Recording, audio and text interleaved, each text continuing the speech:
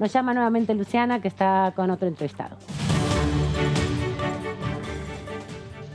Así es, Aman. Bueno, continuamos con la cobertura de lo que fue la Comisión de Presupuesto y Hacienda. Tengo a mi lado al presidente de la comisión, el diputado nacional Carlos Heller. Diputado, antes que nada, gracias por su tiempo. Bueno, finalmente obtuvo dictamen de comisión este proyecto de monotributo tecnológico. Preguntarle si está conforme con este dictamen y qué opinión le merece respecto a la posición que planteó Juntos por el Cambio. Bueno, primero buenas tardes. Buenas tardes a los que están allí en el piso. Un gusto de saludarlos. A ver, el dictamen es el dictamen que vino a partir del proyecto enviado por el Poder Ejecutivo para ser tratado en extraordinarias. La semana pasada hicimos una reunión informativa donde hubo amplísima información. Esa información además se la hemos hecho llegar a todos los diputados y diputadas, la información que trajeron los distintos funcionarios del Ministerio de Economía que participaron de la reunión, y hoy convocamos para dictaminar. En realidad, las intervenciones que hemos escuchado de la oposición, dicho con absoluto respeto, estuvieron más orientadas a una crítica general que a los temas concretos del proyecto en discusión. Por otro lado, yo ahora estaba escuchando a Amanda recién, la Cámara de Productores de Software, que incluso era una de las que quería venir a participar, yo le habilité que me manden y me mandaron una nota. Esa nota se la hice llegar a todos los diputados y diputadas, donde estaba su punto de vista, que no es justamente el punto de vista de los pequeños productores independientes monotributistas, sino de la opinión de las empresas que ocupan en muchos casos a esta gente y que lo que plantean que este monotributo lo que les va a hacer es aumentar el costo a ellos porque esa gente va a facturar de manera directa, etcétera, etcétera. Siempre cuando hay intereses de por medio, las distintas opiniones reflejan esos distintos intereses y hay que acostumbrarse a que eso es así.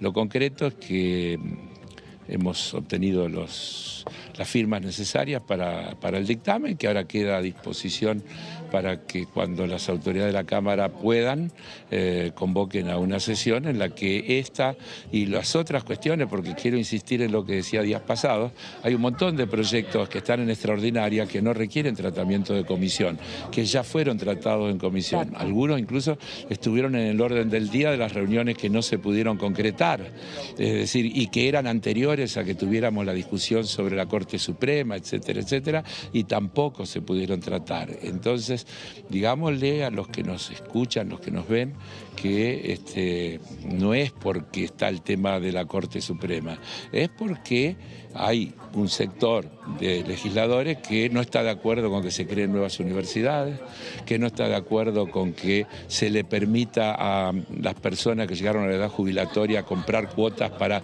normalizar sus aportes y poder jubilarse, y lo han dicho cuando tratamos estas cosas en comisiones, así que no son una sorpresa ni yo estoy inventando absolutamente nada.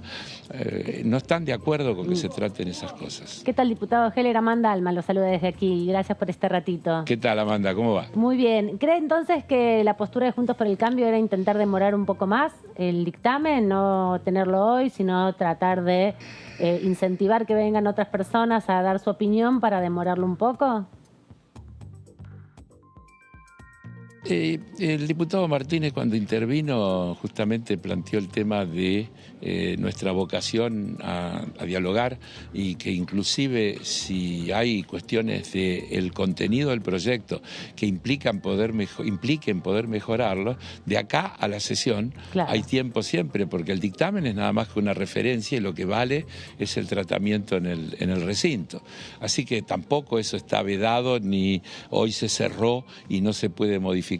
Lo que no se le puede modificar, en nuestra opinión, es el sentido y el espíritu del proyecto que nosotros estamos dictaminando, que apunta a que pequeños operadores de las tecnologías modernas que facturan, como creo que usted decía, un promedio de $2.500 mensuales, cuenten con una serie de facilidades. Por un lado, un régimen simplificado impositivo equivalente al monotributo en general, que reúna el costo previsional, el costo de la seguridad social y también el tema del impositivo, y también un régimen que les permita hasta ese monto ingresar los dólares sin tener que pasar por el mercado de cambio, es decir, dándole una facilidad a todos esos, en general, trabajadores independientes, jóvenes que se están iniciando en la actividad, etcétera. De eso se trata. Claro. Yo voy a decir otra vez una cosa, si me permiten completar esa idea. Uno escucha siempre, esto es un parche, hay que discutir el tema de fondo. El tema de fondo, primero para discutir, ahí tenemos visiones tan opuestas sobre cuáles son las cuestiones prioritarias, cuál es el rol del Estado, cuál es el rol de las regulaciones, que decir que se van a resolver discutiendo las cuestiones de fondo es querer esquivar la discusión.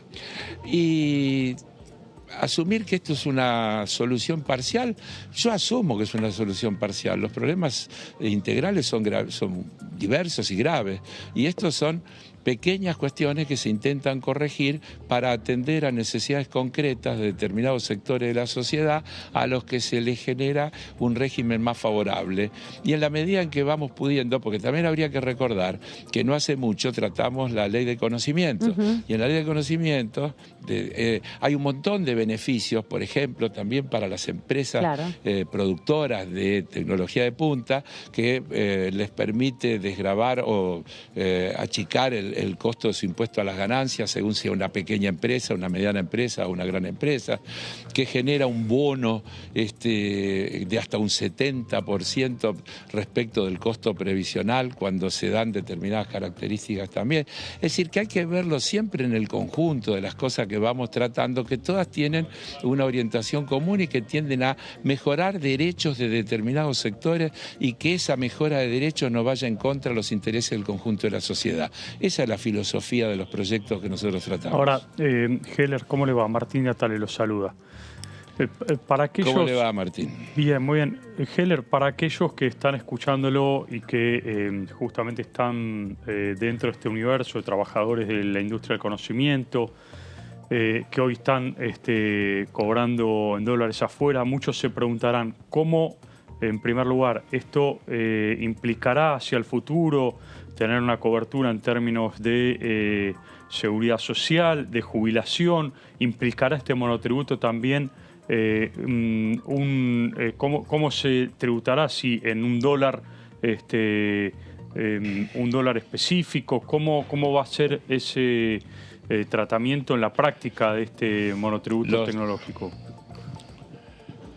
El monotributo justamente es un intento, y todo lo que se ha hecho alrededor del tema monotributo, de simplificar en un solo aporte, sobre la base de una cobertura mínima, las distintas cuestiones. Por eso allí están el que paga el monotributo, no paga impuesto a las ganancias, no hace aportes a la seguridad social, tiene cubierto el tema accidente de trabajo, es decir, es una cobertura integral. Acá lo que se está haciendo es apuntar con la misma filosofía a ese sector de gente, en general joven, que en función de la demanda existente hoy por ahí está trabajando para el exterior, porque esa es una de las condiciones que este proyecto plantea, y entonces le estamos dando una facilidad para que pueda facturar, para que pueda ingresar el producto de su facturación en los términos de la moneda en la que realiza la operación y que no tenga que pasar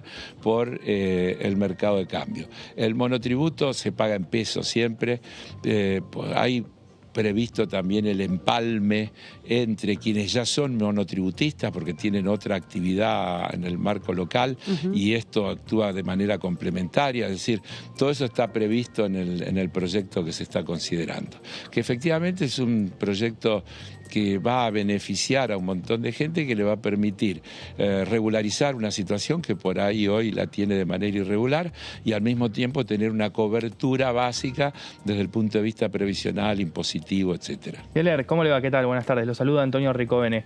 Quería preguntarle respecto a la posibilidad finalmente de que este tema llegue al recinto, haciendo números, y usted lo debe saber mejor que yo, con el apoyo de distintos sectores de los bloques de menores de esta Cámara, el oficialismo podría llegar al número de 129 voluntades para conseguir el quórum y abrir la sesión. Quería saber si pudo conversar particularmente este tema con el diputado Aresca de Córdoba Federal, con Diego Sartori de Misiones, qué le transmitieron, o por lo menos, si no me lo quiere decir, qué sensación le deja lo que fue el desempeño en esta comisión para poder llevarlo al recinto. A ver, nosotros no tuvimos nunca mayoría. Siempre tuvimos que trabajar con bloques y llegar a acuerdos, y esto lo hemos hecho todo el tiempo, así que no es ninguna novedad y lo vamos a seguir haciendo.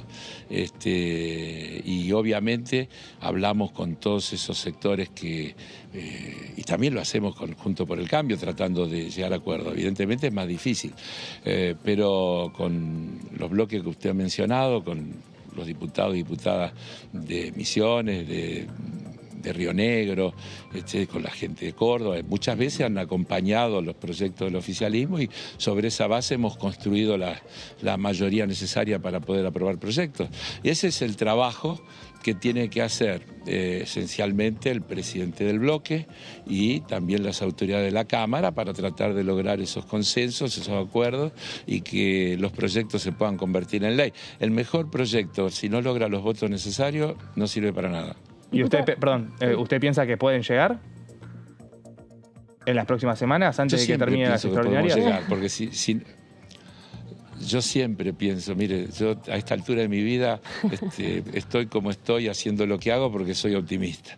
Y siempre creo que se puede llegar y siempre creo que hay que intentarlo. Y además eso es la política, la búsqueda permanente de tratar de construir consenso. Eso es esencialmente la política. Así que, ¿cómo no voy a creer que se lo puede lograr? Ahora, no alcanza con la voluntad de una parte, siempre hace falta la voluntad de la otra parte, si no, no hay consenso posible. Diputado, quería aprovechar que usted conoce mucho de materia económica, por estas horas se han conocido estos días los índices inflacionarios del mes de enero. ¿Cómo va viendo también la política de precios, no? Está toda la revalidación de precios justos, pero bueno, una inflación que sigue siendo muy alta, más allá de lo previsto por el propio ministro de Economía. ¿Qué expectativas tiene de los próximos meses, de las políticas que se están implementando para que se pueda regular un poco la situación?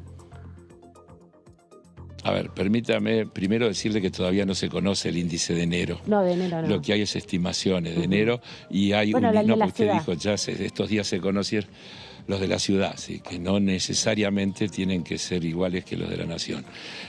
Mire, podemos hablar horas y si algún día tienen ganas, invítenme al piso y charlamos en extenso con más amplitud que ahora. Si uno mira la macroeconomía de la Argentina, yo le podría decir que no hay ninguna razón para que la Argentina tenga la inflación que tiene. Ninguna. Pero la tiene. Exacto. En mi opinión, hay un factor en donde yo creo que hay dos factores fundamentales hoy que hacen a que la Argentina tenga la inflación que tiene. Una tiene que ver con la puja distributiva y otra tiene que ver con la especulación y los temores de quienes no especulan, sino que quedan en el medio y tratan de defenderse como pueden y por las dudas toman medidas porque leen los diarios que todo va a aumentar y entonces se cubren y esto se va trasladando de unos a otros y tenemos este fenómeno que después termina pagando el conjunto de la sociedad. Si uno mira, yo diría, mire, la Argentina refinanció su deuda tanto con los privados como con los organismos multilaterales. Cumplió con el objetivo de recomposición de reservas, cumplió con el objetivo de disminución del déficit fiscal y logró que la economía crezca más de lo que tenía proyectado. En el proyecto de presupuesto que no se aprobó, nosotros teníamos 4% de crecimiento para el 2022 y terminamos en un número que todavía no sabemos exactamente, pero que va a estar más cerca del 5,5 que de cualquier otro número. Lo cual, mirando lo que pasó en el mundo entero en el 2022, estaría indicando un muy buen desempeño de la actividad económica. Cuando yo digo esto, y me apuro a decirle, no quiere decir que los problemas estén resueltos, ni que no haya mucha gente que la esté pasando mal y que sigue siendo el principal problema a resolver, porque las políticas económicas son buenas cuando le resuelven los problemas a la gente, y si no le resuelven los problemas a la gente, no son buenas. Es decir, yo no tengo ninguna duda al respecto. Pero venimos de una situación de desastre que no se puede dejar de considerar en cualquier análisis que se haga, y a ese desastre el desastre es lo que pasó en los 4 años de la gestión anterior, y a eso se suma lo que hemos dicho ya 1 millón de veces. La pandemia de 2 años, la guerra con toda la disparada de precios internacionales de los commodities, que juega en una parte a favor y en otra parte en contra, porque juega a favor en lo que exportamos, pero nos castiga duramente en todo lo que importamos. Los combustibles se han ido por las nubes, todo esos fenómenos. Ahora, no hay nada que pueda explicar que la Argentina tenga estos niveles de inflación. Nada, absolutamente. Excepto esto que enunciábamos antes, que tiene que ver con esa puja distributiva. Todo hablamos de la torta. Entonces, primero hay que tratar que la torta crezca, porque si la torta no crece no hay lo que distribuir. Pero después, si cada vez hay algunos que tienen cucharones más grandes, el crecimiento termina esterilizándose porque se reparte mal. Entonces, el problema que tenemos fundamentalmente en la Argentina es cómo hacemos para que ese 11 y pico de crecimiento del PBI del 2021, ese 5 y pico de crecimiento en el 2022, ese 2 y pico que vamos a tener en el 2023, le llegue a los que más lo necesitan, y no pase como está pasando en el mundo entero, donde vemos con horror que 10 personas acumulan la riqueza equivalente a el 40% de la población mundial. Y entonces, si esas cuestiones no se resuelven, todas las discusiones se vuelven estériles. Sí. Ahora, Heller, teniendo en cuenta que usted es un hombre que sigue muy de cerca y conoce perfectamente la economía, los movimientos de la economía, movimientos financieros, y es un hombre a su vez que dialoga con el presidente y con el ministro de Economía, Sergio Massa. Concretamente la pregunta es si usted habló en los últimos días, en las últimas horas, con el presidente o con el ministro Massa para ver cuál es el interés del gobierno en este momento para acelerar proyectos de ley que están aquí planteados como en el temario de extraordinarias, como ser el tema del blanqueo de capitales, como ser el tema de promoción agroindustrial, este tema que acaban de dictaminar. ¿Cuáles son los temas? Todos los temas, todos los temas. ¿Pero le pidieron ellos temas. Algún tema en particular? No, los 28 temas son importantes, por eso se convocó a extraordinaria. Vayamos por parte, mire. El periodo ordinario de sesiones terminó el 30 de noviembre. Lo primero que hizo el Poder Ejecutivo fue extender el periodo ordinario hasta el 31 de diciembre. En diciembre no se logró sesionar por las razones que ya sabemos, no había juicio a la Corte, no había nada. En ese momento la discusión estaba con el tema del Consejo de la Magistratura y otros temas. No sesionamos durante el mes de diciembre. En ese momento, el 1 día de enero, el Poder Ejecutivo convoca a extraordinarias. En las extraordinarias incluye todas las cuestiones que estaban para tratar en el mes de noviembre y en el mes de diciembre y que no se pudieron tratar, más algunas que se agregaron.